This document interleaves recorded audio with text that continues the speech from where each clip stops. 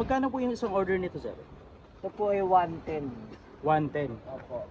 Ano yung pinaka-special dito sa bago niyong product? Ito kasi kumpleto. Meron po ito patatas, carrots, bell pepper, nilarino. Grabe, napaka-solid, no?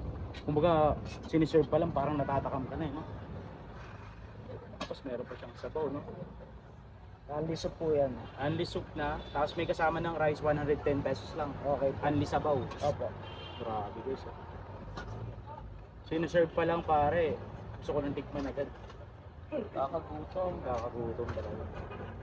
Siyempre serve with rice yan, tapos unli Opo. soup, Unli unli soup. sabaw. Unli soup. Grabe guys, oh. Kita nyo naman guys kung gaano ka-quality yan. Diba?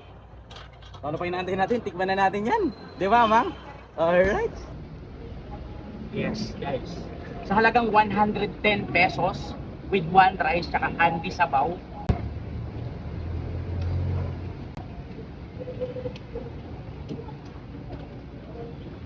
Wow, grabe. Sobrang lambot ng karne. Kapag tinusok mo to guys, ng kutsara, kusang huminiwalay, di ba? Ayun o, ayun naman. Now guys, lagyan natin ng sabaw. Lagyan natin sa kanin.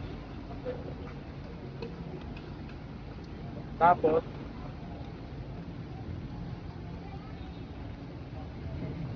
ito pa.